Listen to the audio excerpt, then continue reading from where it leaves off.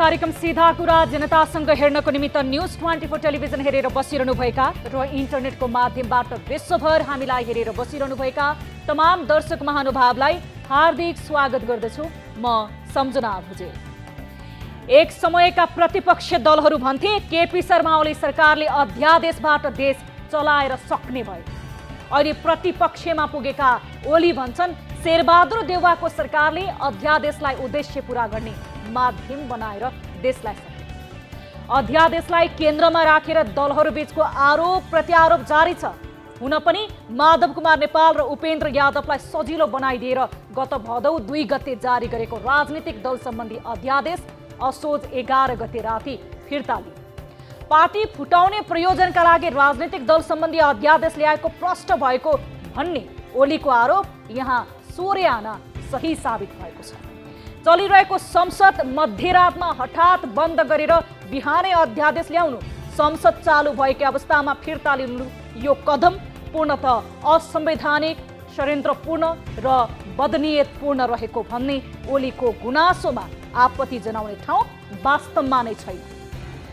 हिजो राजनीतिक दल सम्बन्धी अध्यादेश ल्याउँदा ओलीको चर्को आलोचना भयो। उनले दल विभाजनका लागि 40% को मापदण्ड राखे, तर शेरबहादुर देउवा सरकारले त्यसलाई 20% मा झारेर माधव कुमार नेपाललाई बनाउनुसम्म सजिलो बनाइदिएर अहिले उपेन्द्रलाई अप्ठ्यारो पार्न खोज्दा फिर्ता गरेर सबैतिर सहयोग पुर्याएर छाड्यो।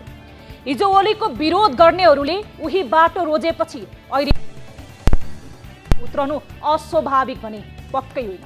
तर यो खेलका कारण जनतामा बढ्दो निराशा र संविधान एवं संसदीय मर्यादामा पुगेको चोटको हिसाब किताबप्रति कसले एका राख्ने?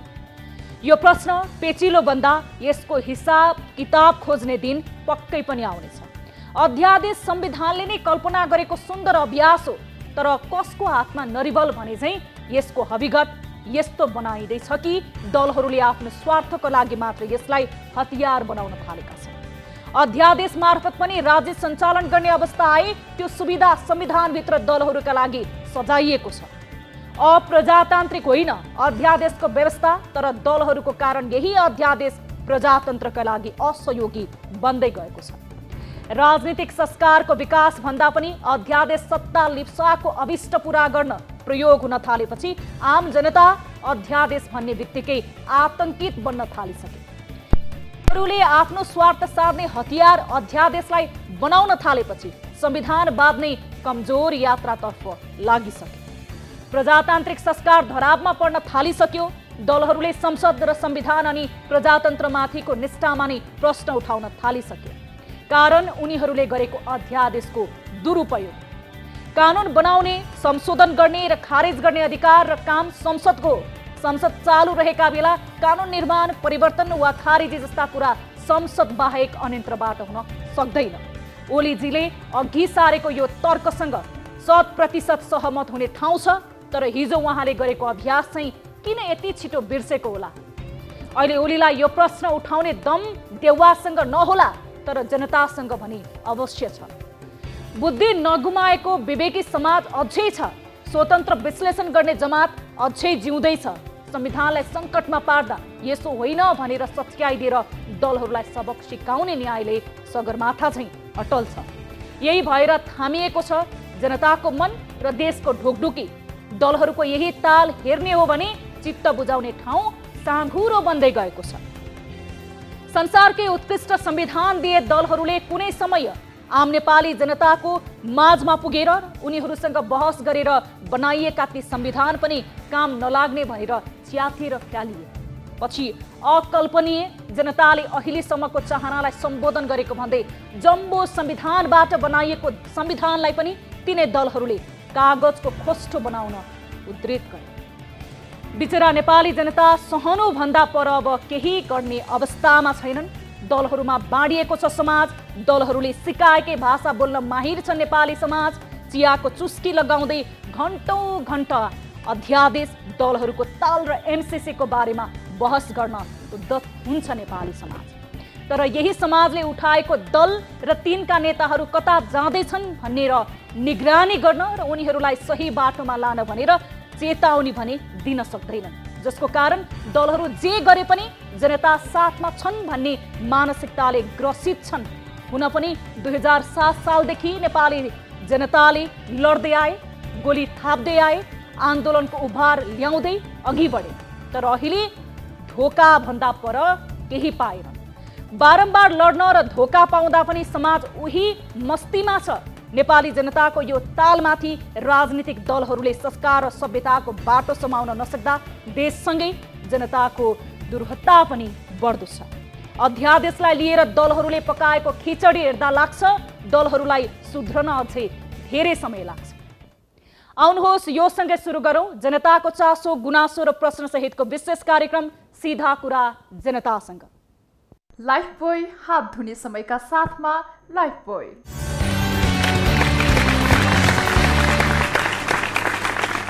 स्वागत छ दर्शक महानुभाव कार्यक्रम सीधा कुरा जनतासँगमा। आजको श्रृङ्खलामा पनि हामीले विभिन्न विषयहरूलाई समावेश गरेका छौँ।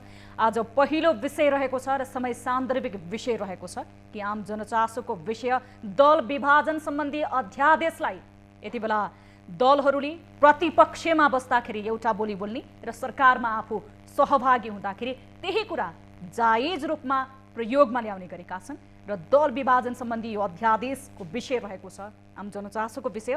यही विषयलाई आज हामीले प्राथमिकताको साथ समावेश गरेका छौँ हाम्रो कार्यक्रमको सुरुवातमा पहिलो विषयवस्तु बनाएर र हामी विष्णु भट्टराई जो वरिष्ठ अधिवक्ता हुनुहुन्छ यस विषयमा पनि कुराकानी गर्नेछौँ कि दलहरूले आफ्नो स्वार्थको लागि दल विभाजन सम्बन्धी अध्यादेश प्रयोग गरेका छन्। त्यही अध्यादेश सरकारमा कुनै पार्टी समावेश रहेको छ भने प्रतिपक्षमा बस्दाखेरि विरोध गर्ने, तर प्रतिपक्षमा बसेर विरोध गर्ने त्यही पार्टी सरकारमा पुग्दा चाहिँ प्रयोग गर्ने। यो जनताको हितमा भन्दा पनि आफ्नो राजनीतिक स्वार्थ पुरा गर्नको लागि कहिलेसम्म प्रयोग गर्ने लगायतका विषयमा हामी कुराकानी गर्नेछौँ। र यस्तै हामीसँग अर्को महत्त्वपूर्ण विषयवस्तु रहेको छ रौतहटबाट वन कार्यालयमा विभिन्न समयमा रहेका जुन सवारी साधनहरू वन कार्यालयमा थन्किएर बसेका छन् जसले गर्दाखेरि कुरूप भएको छ, लिलाम हुन सकिरहेको छैन। यो सम्बन्धी रिपोर्ट रहेको छ भने हामीसँग झापाको पनि यसै विषयसँग सम्बन्धित रिपोर्ट रहेको छ कि वन कार्यालयमा नै एउटा व्यतिथिको भण्डार बन्न थालेको छ पछिल्लो समय वन कार्यालय, जहाँ विभिन्न समयमा चोरी तस्करी गर्ने क्रममा वन कार्यालयले जुन अनुसन्धानको लागि राखेको सवारी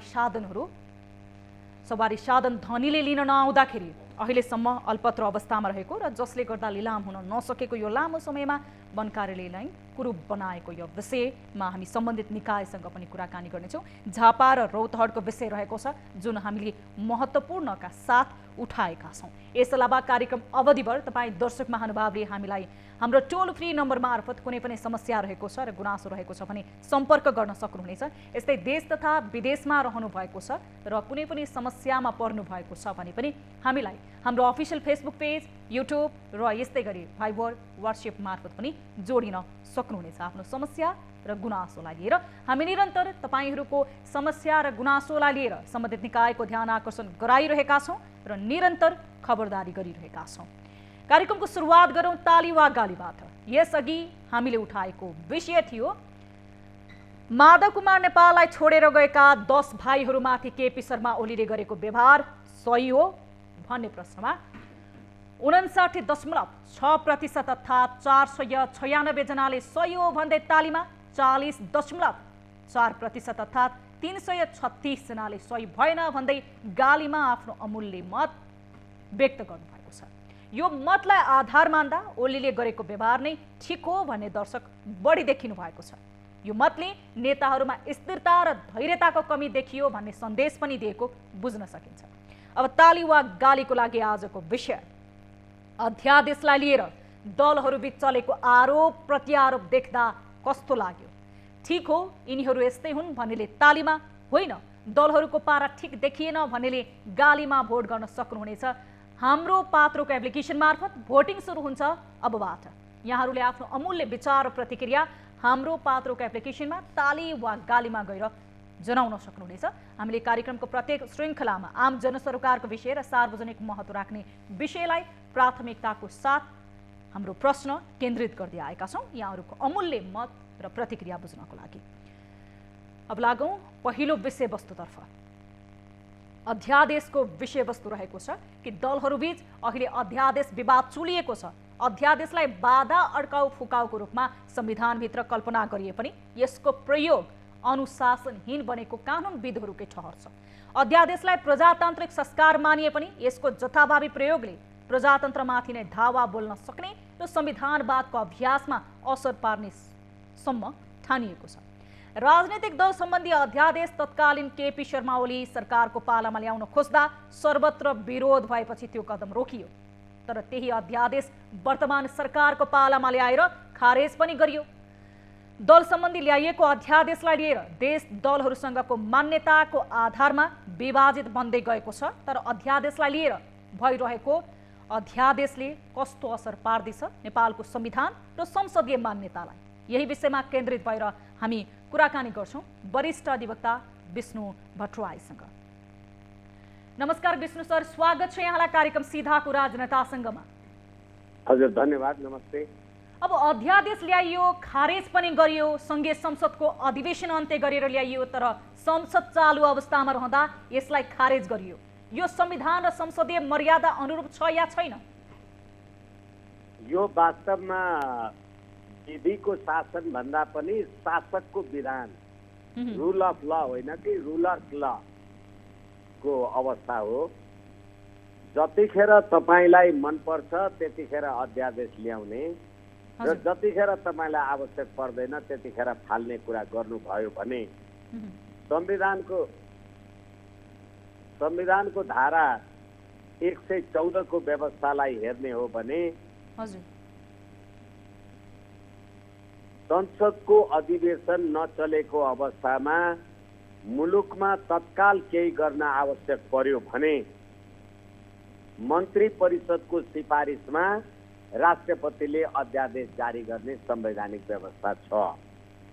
तर प्रतिनिधि सभाको बैठकलाई नै एकचोटि तपाईले प्रतिनिधि सभा नै अन्त्य गरेर अध्यादेश ल्याउनु भो, दल विभाजन गर्ने अध्यादेश ल्याउनु भो र फेरि प्रतिनिधि सभा जुन परमादेशले यो श्री 5 को सरकार भन्ने गर्छु म, श्री 5हरूले जब परमादेशद्वारा सरकारको पुनर्स्थापना गरिदिए त्यो ल्याएपछि अनि फेरि प्रतिनिधि सभाको बैठकलाई अन्त्य गर्नुभयो अनि त्यहाँबाट फेरि अध्यादेश लिएर आउनुभयो भने तपाईहरूले संविधानको यो व्यवस्था राजनीतिक दलहरू देशको बहुदलीय शासन प्रणालीको धज्जी उडाउने काम तपाईले आफ्नो शासन सत्तामा बस्नका लागि यो जुन संविधानको दुरुपयोग गर्नुभएको छ यो वास्तवमा विधि र पद्धति सम्मत छैन र यो निरङ्कुशताको द्योतक एक। र अर्को कुरा, अहिले तपाईले राजनीतिक दल सम्बन्धी ऐन 2073 को दफा 33 को व्यवस्थालाई त अहिले खारेज गर्नुभयो, तर ऐनको दफा 33 बमोजिम भएको पहिलेको व्यवस्था त फेरि थपेर राख्न त सक्नु भएन। अहिले प्रतिनिधि सभा जब चलिराखेको छ भने तपाईँ प्रतिनिधि सभामा यो अध्यादेश लगेर अथवा यो विधेयक लगेर नेपाली जनताका प्रतिनिधिको संस्थाले के भन्छ भन्ने कुरा किन तपाईले निष्कर्ष गर्न निकाल्न सक्नु भएन र तपाईँ संसदलाई छलेर अनि राष्ट्रपतिलाई बाटै फेरि यो अध्यादेश बदर गराउनुहुन्छ भने तपाईले सर्टेन राजनीतिक ईर्ष्या अथवा सर्टेन राजनीतिक प्रतिशोध साध्नका लागि कुनै एउटा दल अथवा सूर्य चिन्हमा भोट हालेर सूर्य चिन्हबाट चुनाव जितेर आएको मान्छेलाई रुख चिन्हमा मत हाल्नका लागि मात्रै पो तपाईले त अध्यादेश ल्याउनु भएको रहेछ भनेपछि यो देशका राजनीतिक दलहरूको निरङ्कुशताको परिचय हो। चाहे त्यो हिजोको सरकार होस् आफ्नो इच्छा बमोजिम अध्यादेश ल्याउने, चाहे अहिलेको सरकार होस् आफ्नो इच्छा बमोजिम ल्याउने र खारेज गर्ने, यो नेपाल र नेपाली जनताको हित बहुदलीय पद्धति शासन व्यवस्थाको मान्यता प्रतिकूलको कार्यवाही हो। अब यो अध्यादेशको प्रयोग नेपाली राजनीतिक दलहरूले जसरी गरिरहेका छन् नि, यसले संविधान र संसदीय अभ्यासमाथि खतराको संकेत गरेको मान्न सकिन्छ? निश्चित रूपमा मैले भर्खरै निवेदन गरेँ, विधिको शासन भन्नु र शासकको विधान भन्नु। शासकको विधान भनेको निरङ्कुश हो, त्यसलाई कतैबाट रोक्ने छेक्ने कुरा हुँदैन। विधिको शासन भन्ने कुरा गर्दाखेरि त मैले संविधानको धारा 114लाई भने, तर सत्तामा पुगेकाहरूले त्यसको आफ्नो इच्छा अनुसार प्रयोग गरे। अब हिजो तत्कालीन केपी शर्मा ओलीले सरकारले ल्याउन खोज्दा विरोध गर्ने दलहरू नै अहिले त्यही अध्यादेश ल्याएका छन्। दलहरूको यो चरित्रलाई आम जनताले कसरी लिने? यसैले मैले तपाईलाई निवेदन गरेँ, दलहरूले सत्ता दोहन गर्नका लागि संविधानको प्रयोग र पालनामा स्वेच्छाचारिता र निरङ्कुशता प्रयोग गरे, चाहे त्यो शेरबहादुर देउवाको होस्, चाहे त्यो केपी शर्मा ओलीको टाइमको कुरा होस्। प्रतिनिधि सभा जनताका प्रतिनिधिहरू जनताको राजकीय सत्ता र सम्प्रभु सत्ता प्रयोग गरेर तपाईले संविधान प्रयोग गर्नु भएको छ भनेदेखि अहिले राजनीतिक दल सम्बन्धी ऐन 2073 को दफा 33लाई तपाईले शून्यमा परिणत गर्नुभयो। न त्यो हिजोको जस्तो 40-60 को अवस्थामै रह्यो त्यो दफा 33, न त्यो अब तपाईले लिएको 20 र 80 कै अवस्थामा रह्यो भनेपछि तपाईले संसदले बनाएको कानुनलाई तपाई निरङ्कुशताद्वारा शून्यमा परिणत गर्नुहुन्छ भने तपाई लोकतान्त्रिक शासन पद्धतिको मन्त्री प्रधानमन्त्री र सरकार हो। चाहे त्यो हिजो केपी शर्मा ओलीको समयमा किन नहोस्, चाहे त्यो अहिले तपाईको समयमा किन नहोस्, तपाईको केपी शर्मा ओलीद्वारा नेतृत्व गरिएको राजनीतिक दललाई फुटाउने उद्देश्यका साथ तपाईँ संविधानको दुरुपयोग गर्नुहुन्छ भने बहुदलीय पद्धतिको आदर्श मूल्य मान्यता बारे तपाईहरू हामी त ठूला प्रणेताहरू भनेर बोल्न पनि सरकारलाई लाज लाग्नुपर्ने हो। वास्तवमा यो राजनीतिक दलहरूलाई नै लाज लाग्नुपर्ने हो, होइन भनेदेखि दल फुटाएर मलाई संसदीय दलको नेता बनाउँदा चाहिँ ठिक, त्यही दल फुटाएर अर्को मान्छे आयो भने चाहिँ चोटी बेटिक भन्ने जस्तो जसपाको कुरालाई लिएर हेर्नुहोस्, अनि त्यहाँबाट माधव नेपालजीको पार्टीलाई लिएर हेर्नुहोस्, अनि जम्मा 63वटा संसद सदस्य भएको शेरबहादुर देउवालाई त नेपाली जनताले सरकार चलाउने अनुमति त दिएको थिएन। परमादेशको सरकार आएपछि राज्यमा संविधान र कानुनको अरू धज्जी उडेको कुराको यो प्रमाण हो।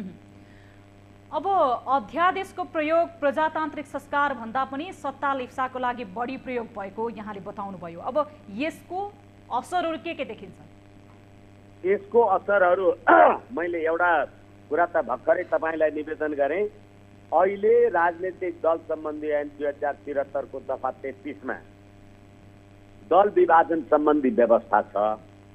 हिजोको 40 र 60 को व्यवस्थालाई त 40 र 60 को व्यवस्थालाई त तपाईले अहिले यो 20% र 80% गरेर दल विभाजन गर्नुभयो, तर त्यो दल विभाजन गर्ने सक्ने त्यो अध्यादेश पनि फिर्ता लिनुभयो भने अब राजनीतिक दल सम्बन्धी ऐन 2073 को दफा 33 शून्य हो। अब यसैले यो राजनीतिक दलको निरङ्कुशता भने मैले एक र अर्को कुरा मैले तपाईलाई के निवेदन गरेँ भने नेपाली जनताको राजकीय सत्ता र सम्प्रभु सत्ताद्वारा नेपालको राज्य सञ्चालन हुने कुरामा नेपाली जनताका प्रतिनिधिलाई प्रतिनिधि सभामा एउटा विधेयक नलगिकन तपाईहरू खुरुखुरु प्रशासनिक र स्वेच्छाचारी बाटो अपनाएर अध्यादेश ल्याउनुहुन्छ भने यो नेपाली जनताको सम्प्रभु सत्ता राजकीय सत्तामाथिको तपाईहरूको मनपरी खेलाची हो। यसले यो राज्य प्रणालीको निरन्तरता कायम राख्न सक्दैन। समय र प्रतिक्रियाको लागि धेरै धेरै धन्यवाद। धन्यवाद। हामीसँग यति बेला राजनीतिक दल सम्बन्धी अध्यादेशको विषयमा कुराकानी गर्दै हुनुहुन्थ्यो विष्णु भट्टराई, जो वरिष्ठ अधिवक्ता हुनुहुन्थ्यो। उहाँसँग हामीले कुराकानी गर्यौँ कि दलहरू जो प्रतिपक्षमा बस्दाखेरि एउटा आवाज र सत्तामा आइसके पछाडि आफ्नो प्रयोगको लागि राजनीतिक दल सम्बन्धी अध्यादेश प्रयोग गरेको यो नजिरलाई लिएर उहाँले प्रतिक्रिया दिनुभएको थियो। अब लागौँ अर्को विषयतर्फ। जिल्लास्थित वन कार्यालय र रेज पोस्टका कार्यालयहरू कवाडखानामा परिणत हुँदै आएका छन्।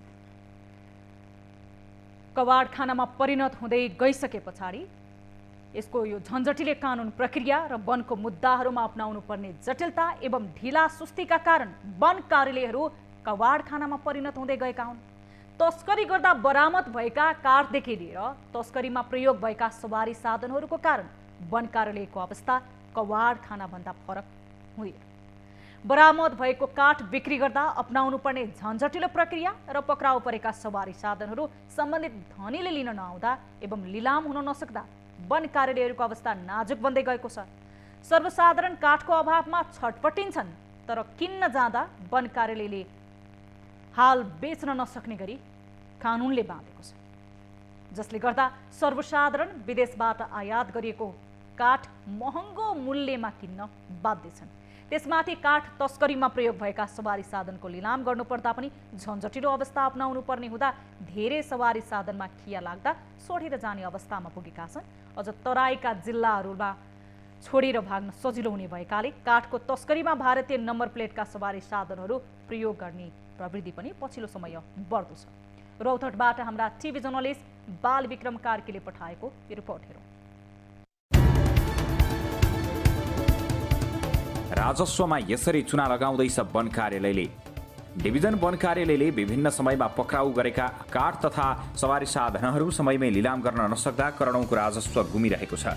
डिभिजन वन कार्यालय र यसका विभिन्न रेन्ज पोस्टहरूमा चोरी तस्करीको क्रममा समातिएका काठ एवं सवारी साधनहरू कामै नलाग्ने अवस्थामा पुगेका छन्। काठहरू कुहिएका छन् भने सवारी साधनहरू खिया लागेर बसेका छन्। सवारी साधनहरूमा घाँस उम्रिएका छन्, लहराले पुरिएका छन्। समयमै लिलाम हुन पाएको भए लाखौं मूल्यमा लिलाम हुने यी सवारी साधनहरू अब किलोको हिसाबमा कबाडमा मात्र बिक्री हुन्छन्। लाखौं मूल्यका सवारी साधनहरू समयमा लिलाम गर्न नसक्दा कौडीको भाउमा बेच्नुपर्ने अवस्था सिर्जना भएको छ। वन कार्यालयका मातहतहरूमा राखिएका यस्ता सवारी साधनहरू राखिएको वर्षौंदेखि थन्किँदा कुनै पनि सामानहरू कामै नलाग्ने अवस्थामा पुगेका छन्। कति त सो कार्यालय स्थापना भएदेखि नै थन्किएका छन्। नियन्त्रणमा लिएका गाडी सम्हाल्ने सामर्थ्य समेत नभएको भन्दै वन कार्यालय लाचारी प्रस्तुत गर्छ।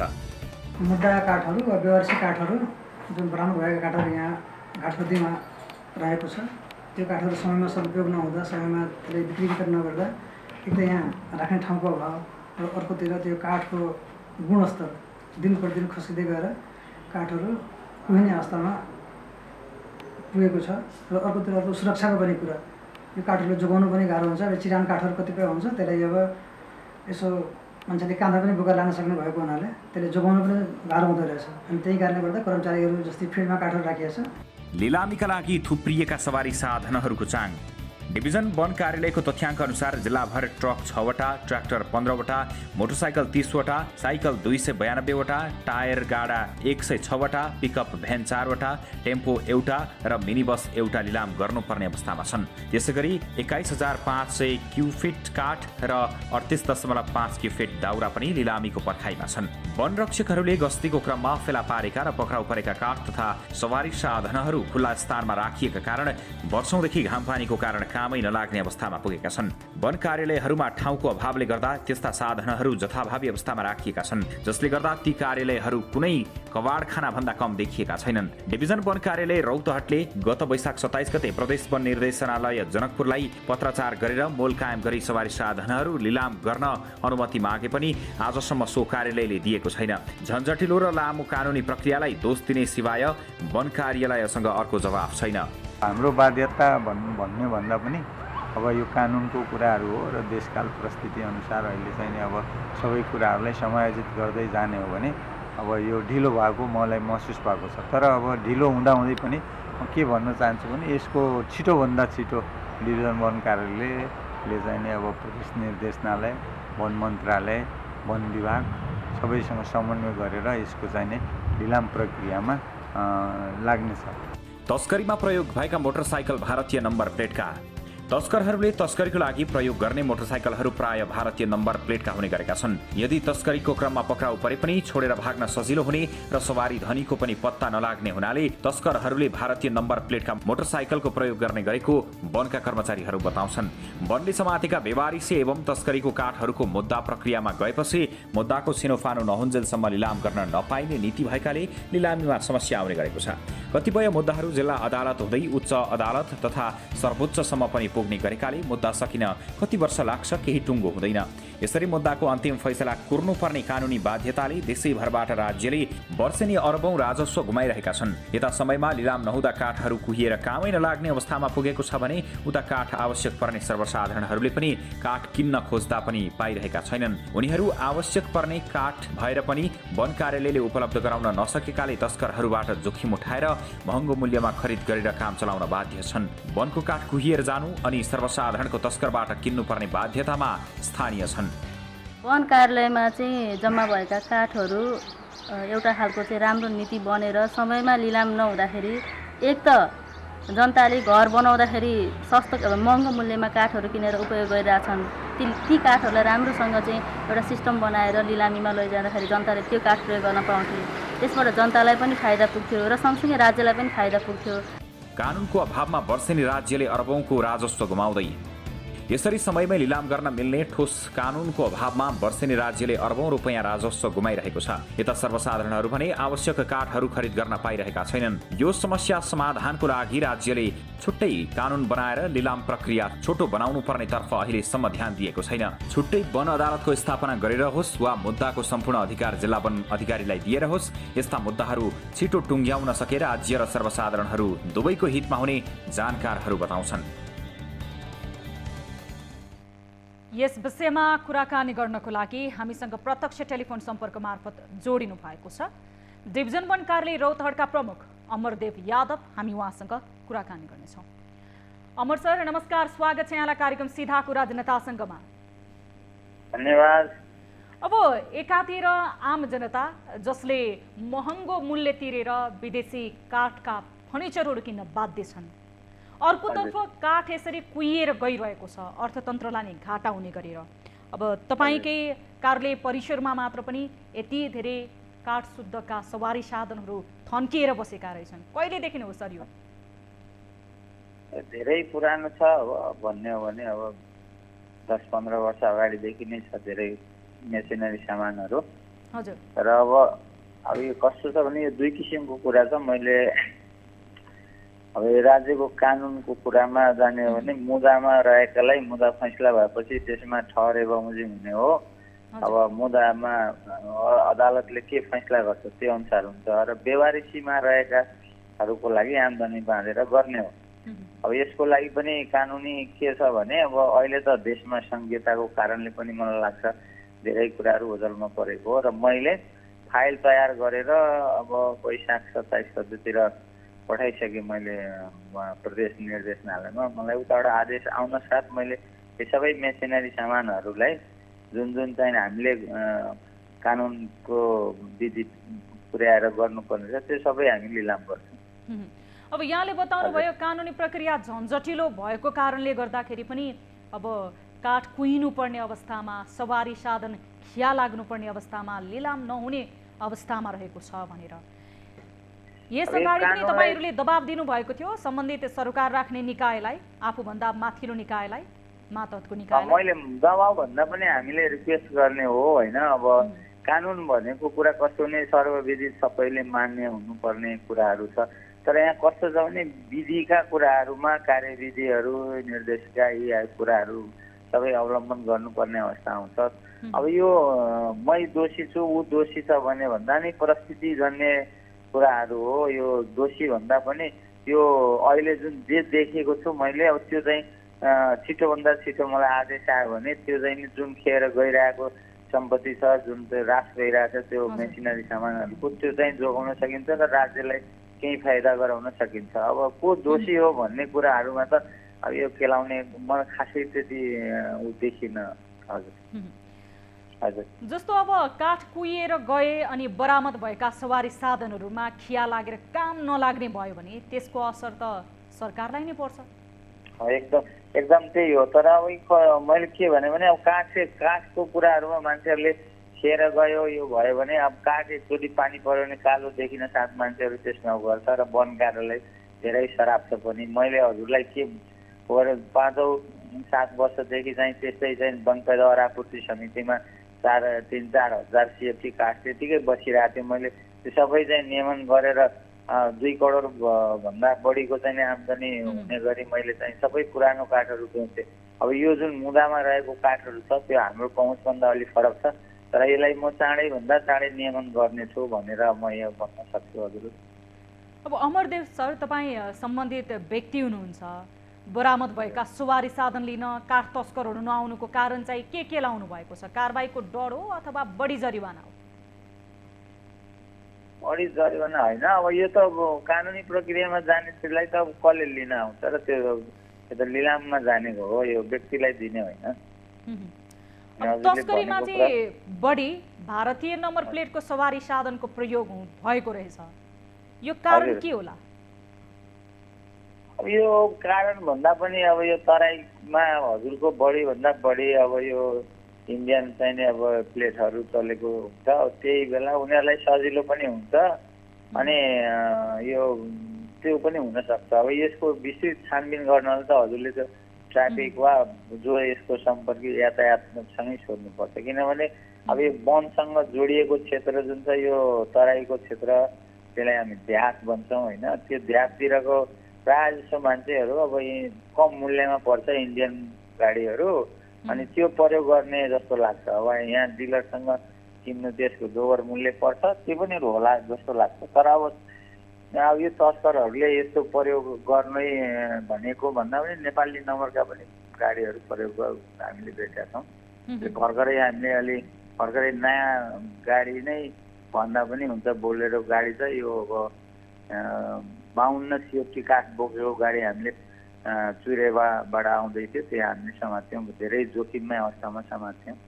यो उनीहरूको भर पर्ने हो, तस्करहरू अब कसरी उनीहरूलाई सजिलो हुन्छ तिनीहरूमा भर पर्ने हो।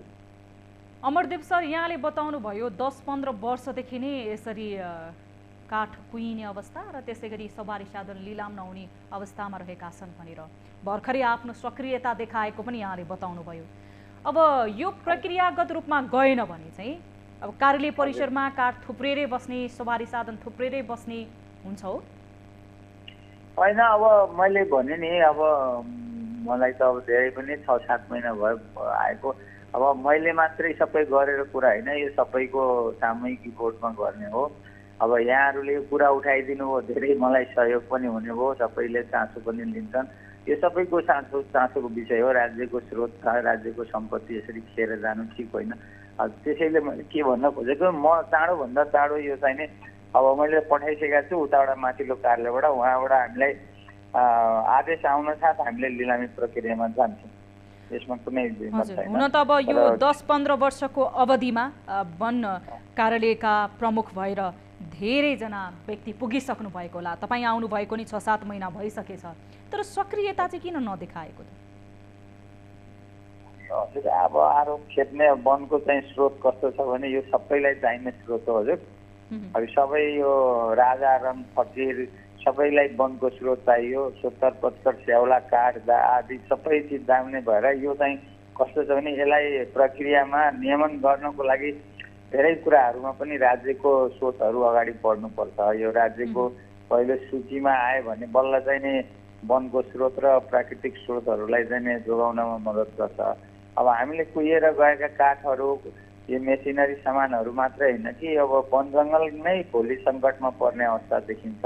त्यसै गर्दै जाने हो भने अब यो दोषीको त्रुटिको भन्दा पनि सामूहिक भार लिनुपर्छ मलाई जस्तो लाग्छ। सबैले यो चाहिँ दायित्व वहन गर्नुपर्छ।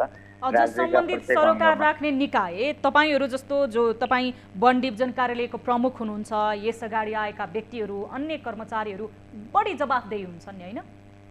सबै जवाफदेही हजुर। मैले कसैलाई पनि किन जवाफदेही भएन भने भएन, अब जवाफदेही त सबैले लिनुपर्छ। जुन कुरा आफ्नो अगाडि गर्न सकिन्छ त्यसलाई चाहिँ सबैभन्दा बढी हो लिनुपर्छ होइन। अब जवाफदेही नलिएर त अब राज्यको कामै हुन सक्दैन नि। अब छ नि हो, अब यो मेसिनरी सामानको जुन मैले देखिरहेको छु यसको चाँडोभन्दा चाँडो नियमन गर्नै पर्छ हामीले होइन। अब किन गरेनन् भन्ने कुराहरूमा पनि कानुनी कस्तो छ भने अब कानुनले जे भन्छ त्यही अनुसार गर्नुपर्छ।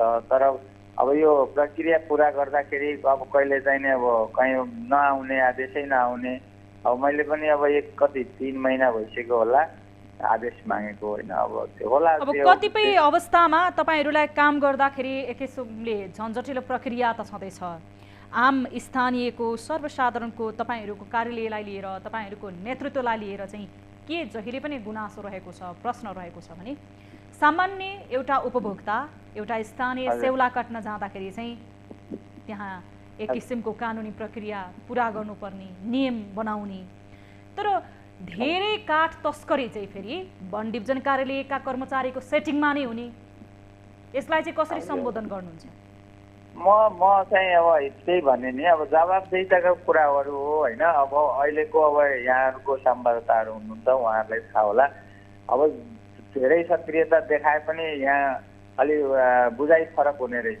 मैले धेरै काठहरू करोडौँको काठ मैले समातेको छु। मान्छेहरूको फेरि बुझाइ के छ, धेरै चोरी भएको कारणले काठ समात्य धेरै हो कि क्या हो भनेर मैले चाहिँ मिडियाका साथीहरूसँग पनि यो त हाम्रो सक्रियता हो नि, यो चोरी हुने यो बन्ने पदार्थहरू चाहिँ त हजुरको चोरी भइराख्ने हो, यो खुला सिमाना छ, यसलाई चाहिँ हामी कहीँ बााउन्ड्री चाहिँ गरेको छैनौँ। तै पनि गर्नुपर्ने दायित्वमा कन्जुस्याइ गर्नु हुँदैन। राज्यले पनि अब यो धेरै सिको गर्ने पनि कुरा होइन। अब यो वन चाहिँ को जति चाहिँ कानुनी प्रक्रियाहरू छ झन्झटिलो छ। अब चाहिँ प्रदेशको अन्तर्गतमा आइसकेकोले प्रदेशले चाहिँ नै मलाई लाग्छ धेरै कुराहरूलाई निराकरण गर्दैछ। अब ऐन बनाइसक्यो र नियमावली बन्दैछ। यो समय र संवादको लागि धेरै धेरै धन्यवाद अमरदेव सर। यहाँको ध्यान आकर्षण भएको छ यो विषयले पूर्णता पाओस्। अब काठहरू कुहिएर वनको कार्यालय वरपर नरहुन् र त्यस्तै सवारी साधनहरू समयमा लिलाम होस्, जसले गर्दाखेरि राज्यको आर्थिक कोषलाई केही सहायता मिलोस्। कार्यक्रम सीधा कुरा जनतासँगमा एकैछिन छोटो ब्रेक, हेर्दै रहनुहोला न्युज 24 टेलिभिजन। लाइफबोय हात धुने समयका साथमा लाइफबोय।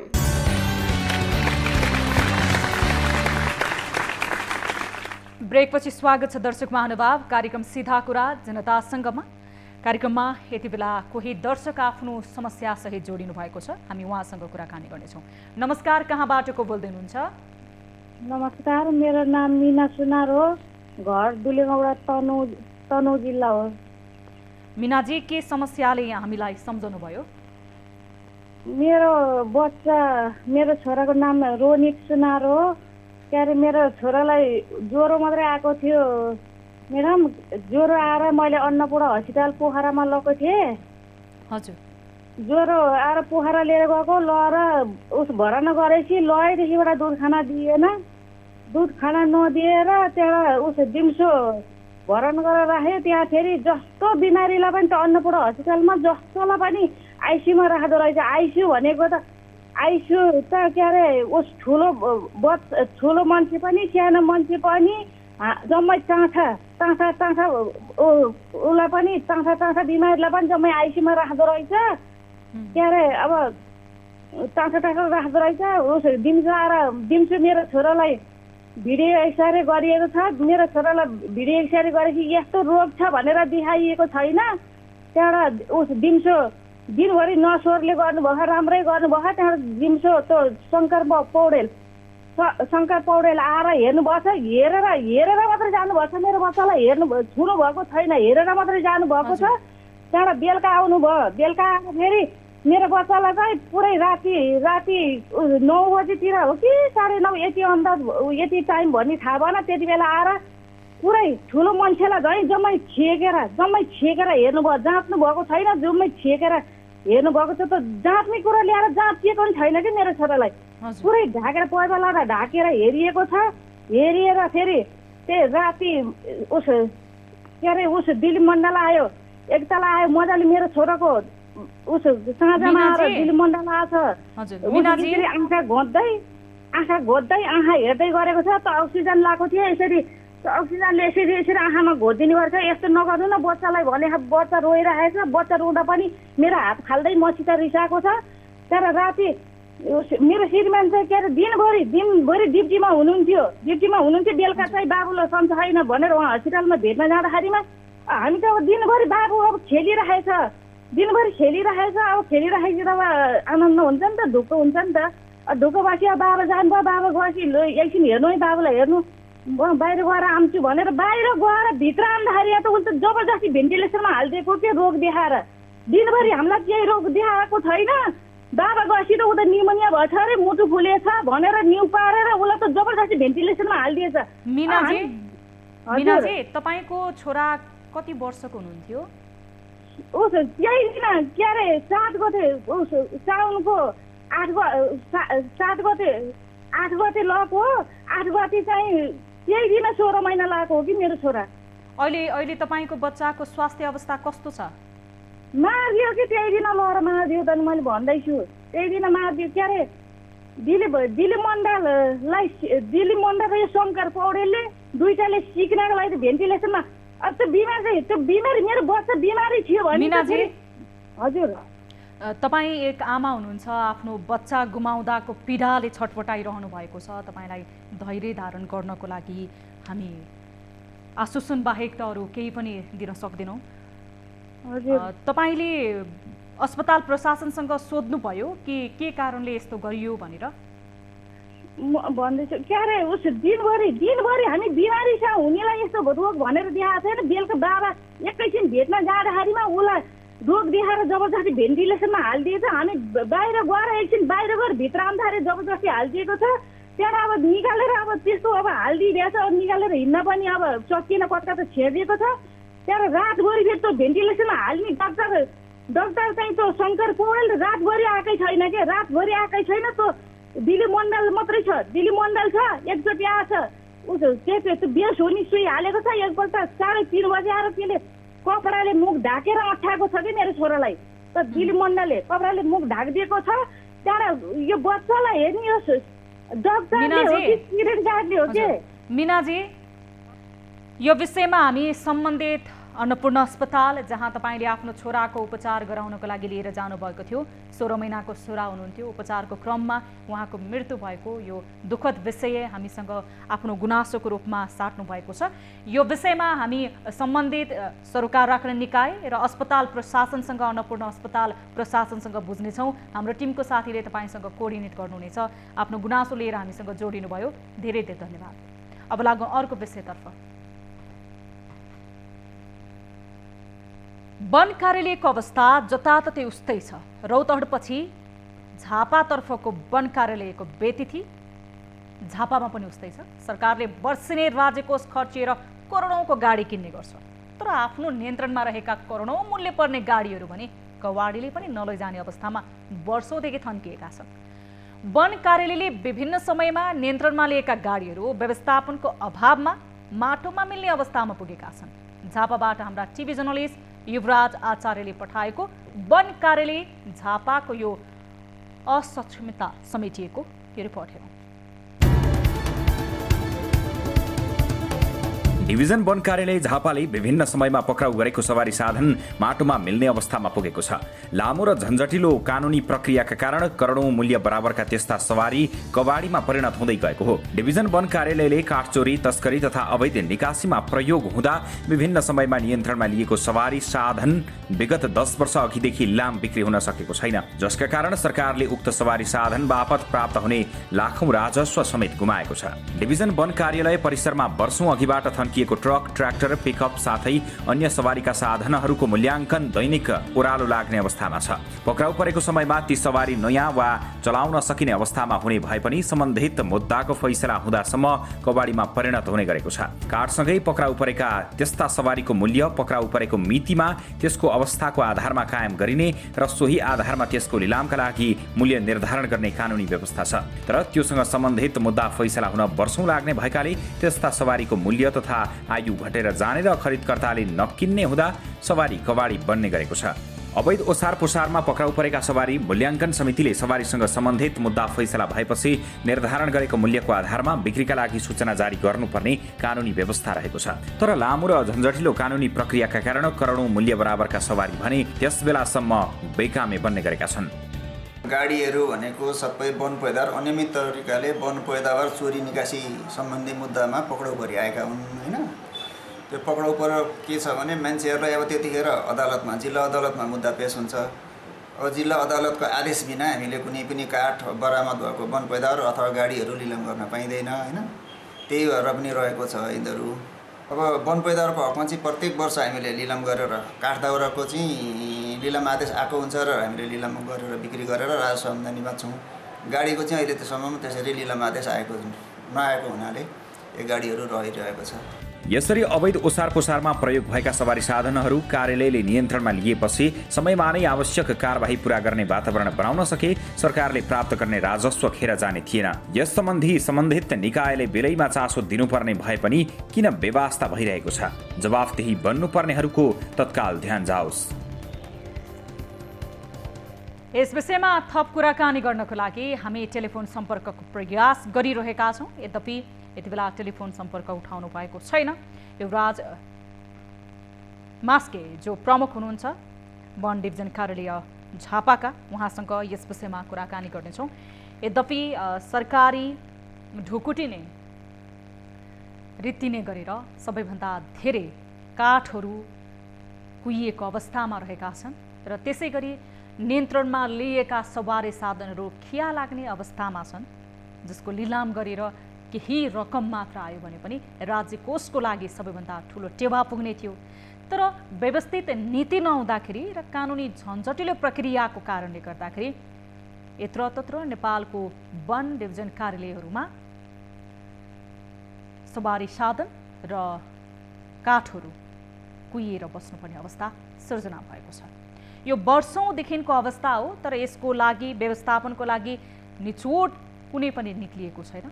कानुनी प्रक्रिया झन्झटिलो भएको कारणले गर्दाखेरि नै आम मानिसहरू जसले महँगोमा काठ खरिद गर्न विवश छन्, बाध्यता रहेको छ फर्निचर लिनको लागि बाह्य देशबाट निर्मित, तर आफ्नो देशका काठहरू कुहिएर जाने अवस्था रहेको छ, जसले गर्दा देशको अर्थतन्त्रमा पनि ठुलो घाटा लागेको छ। यो विषयमा हामी सम्बन्धित सरोकार राख्ने निकायसँग कुराकानी गर्ने प्रयास गरिरहेका छौँ।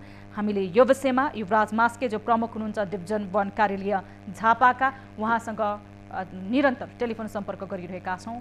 अब यो बरामद भएका पक्राउ गरिएका सवारी साधनहरू सम्बन्धित धनीलाई बुझाउन, लिलाम गर्न यो कानुनी प्रक्रियाले मात्र होइन, अन्य यो लामो अवधिमा त्यहाँ वन डिभिजन कार्यालयमा धेरै कर्मचारीहरू त्यसै गरी प्रमुखहरू सरुवा भएर जानुहुन्छ, तर नितान्त आफ्नो सरकारी काम बाहेक राज्यलाई टेवा पुग्ने गरी अथवा एउटा उत्कृष्ट कामको नमुना दिने गरी चाहिँ कसैले पनि अहिलेसम्म त्यो तदारुकता भने देखाएको पाइएको छैन। जसले गर्दा हामीले रौतहटको विषय उठायौँ। विगत 15-16 वर्षदेखि त्यहाँ सवारी साधन अलपत्र अवस्थामा रहेका छन्, काठ मक्किएर बसेको छ, तर त्यसको लिलाम गर्नको लागि र राज्य कोषमा टेवा पुर्याउनको लागि व्यवस्थित गर्नको लागि भने अहिलेसम्म तदारुकता देखाउन सकिएको छैन। र यसको उपायहरू अवलम्बन गर्नको लागि, त्यसै गरी सवारी साधनलाई जनहितको कामको लागि प्रयोग गर्नको लागि अन्य केही प्रावधान त्यसै गरी योजनाहरू बनाउन सकिन्थ्यो कि भन्ने हिसाबले पनि हामीले यो विषयमा कुराकानी गर्न खोजिरहेका थियौँ। यद्यपि उहाँ हाम्रो सम्पर्कमा जोडिनु भएको छैन। यो विषयलाई हामी निरन्तर फलोअप गर्नेछौँ। हामीले झापाको वन डिभिजन कार्यालयमा पनि अस्तव्यस्त अवस्थामा काठहरू मक्किएर बसेका र त्यसै गरी काठलाई जुन तस्कर गर्नको लागि प्रयोग गरिएका सवारी साधनहरू खिया लागेर बसेको अवस्था छ। यद्यपि तराईका विभिन्न वन डिभिजन कार्यालयहरूमा यो किसिमको दृश्य देख्न सकिन्छ कि काठहरू कुहिएर बसेको अवस्था र त्यसै गरी खिया लागेर बसेको सवारी साधनको दृश्यहरू नौलो होइन, यो वर्षौँदेखि देखिएको हो। तर यसको लिलाम गर्नको लागि त्यसै गरी केही रकम सङ्कलन गरेर त्यसलाई सही सदुपयोग गर्नको लागि राज्य कोषमा टेवा पुर्याउनको लागि भने सम्बन्धित प्रतिनिधि सरकारको संयन्त्रले तदारुकता देखाएको पाइएको छैन। यस्तै तराईका विभिन्न जिल्लामा भारतीय नम्बर प्लेटका सवारी साधनहरू प्रयोगमा ल्याइएका छन् ताकि त्यो सवारी साधनलाई छोडेर भाग्न सकियोस्। तस्करमा ठुलो गिरोह लागेको पनि आम मानिसको गुनासो रहेको छ र एउटा सामान्य मानिस जसले आफ्नो सामुदायिक वनमा उपभोक्ता समिति बनाएर विभिन्न नियम लगाउँछन्, सामान्य घाँस दाउरा गर्न जाँदा पनि नियमहरू पुरा गर्नुपर्ने हुन्छ, तर वन डिभिजन कार्यालय, वनका अन्य सम्बन्धित सरोकार राख्ने सरकारी निकाय त्यसै गरी उपभोक्ता समितिका गण्यमान्य व्यक्तिहरूका सेटिङमा नै वनमा तस्करी हुने गरेको पनि बताइन्छ। यति बेला हामीसँग सहायक वन डिभिजन कार्यालयका सहायक प्रमुख ओमनाथ भट्टराई जोडिनु भएको छ। हामी उहाँसँग कुराकानी गर्नेछौँ। ओम सर नमस्कार, स्वागत छ यहाँलाई कार्यक्रम सीधा कुरा जनतासँगमा। हजुर नमस्कार। हामीले यो विषयलाई निरन्तर फलोअप गरिरहेका छौँ। अब झापाको वन डिभिजन कार्यालयमा पनि काठ मक्किएको अवस्थामा, त्यसै गरी जुन काठ तस्करीको लागि प्रयोग हुने सवारी साधनहरू कुहिएको खिया लागेको अवस्थामा रहेका छन्। लिलामी प्रक्रिया गर्नको लागि वन डिभिजन कार्यालयले कुनै त्यस्तो योजना गरेको छ अथवा कुनै तपाईँहरूले पहल गर्नुभएको छ? हामीले पहल गरिरहेको छौँ। जस्तै पुराना सवारी साधनहरू जुन बरामद भएर अदालतमा मुद्दा पेश भएर हामी त्यहाँ रहेको हुन्छ,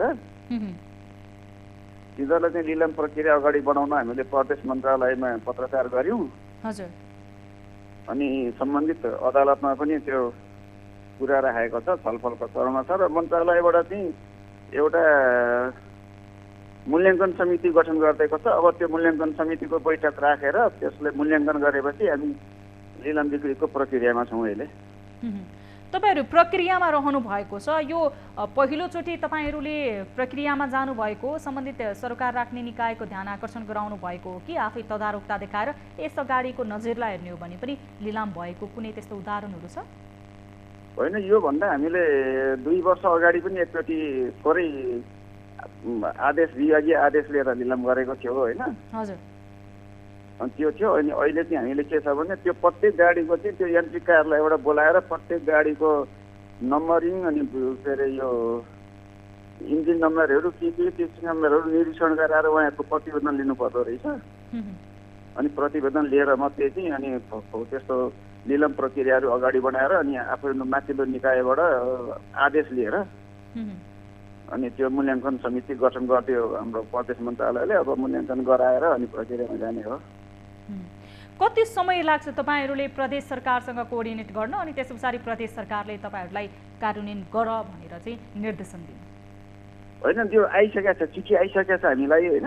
हजुर। अब त्यो खालि त्यो मूल्याङ्कन समिति जुटाएर निर्णय गराउन बाँकी छ। भनिसके पछाडि अब तपाईँहरूले केही समयमा नै मूल्याङ्कन समिति जुटाएर मूल्याङ्कन समिति गठन गर्छ। त्यो मूल्याङ्कन समितिलाई बोलाएर बैठक राखेर अनि सूचना प्रक्रियामा जान बाँकी छ।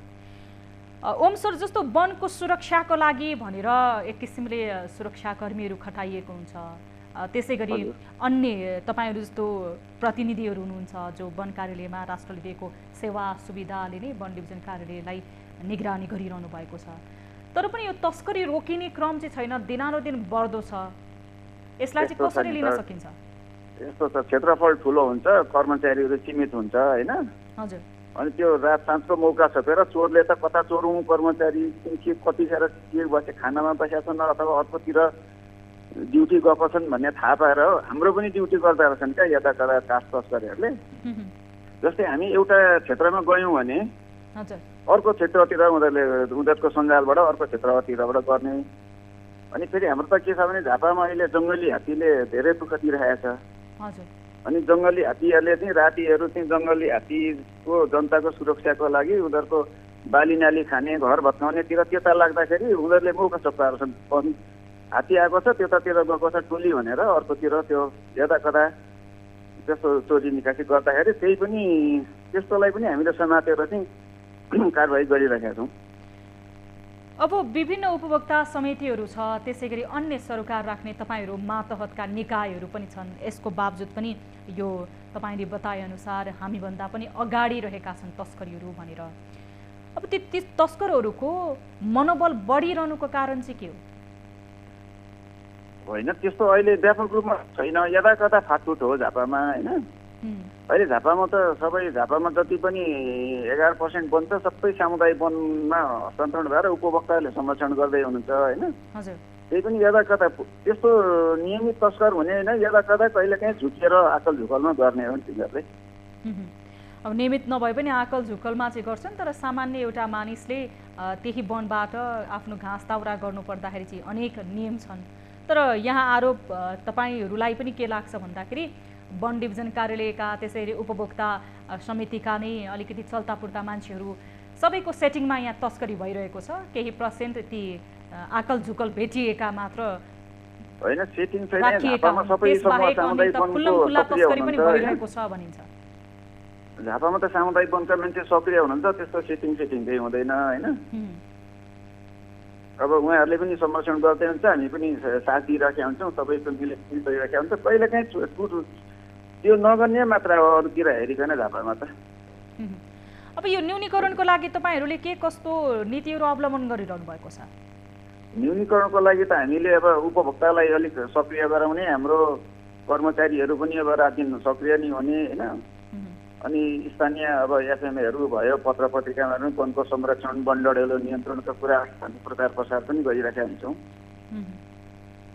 समय र संवादको लागि धेरै धेरै धन्यवाद ओम सर। हस्, धन्यवाद हजुरलाई पनि। हामीले यति बेला कुरा गऱ्यौँ झापा स्थित वन डिभिजन कार्यालयका सहायक प्रमुखसँग। झापामा पनि लिलाम गर्न बाँकी रहेका सवारी साधन रहेका छन्। गएको 2 वर्ष अगाडि झापाको वन डिभिजन कार्यालयले लिलाम गरेको थियो र अहिले मूल्याङ्कन समिति मात्र बनाउन समय लागेको उहाँले जानकारी दिनुभएको छ। यद्यपि उपभोक्ताहरूको सक्रियताको बावजुद पनि वनमा तस्करी पनि रोकिएको छैन भनेर जानकारी दिँदै हुनुहुन्थ्यो। कार्यक्रम सीधा कुरा जनतासँगको निर्धारित समय सकिएको छ।